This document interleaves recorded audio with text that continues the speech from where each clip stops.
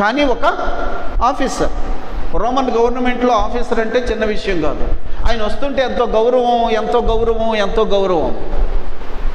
అలాంటి గౌరవాన్ని రక్షణ పొందాక, జీవమును పొందాక, జీవమును ప్రేమించడం ప్రారంభించాక దీని అంతటినీ పెంటవలే ఎంచుకున్నాను అన్నాడు. నాకు అక్కర్లేదు దీంతో,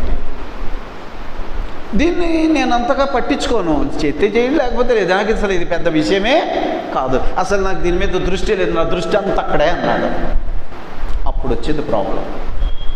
అవునా కదా?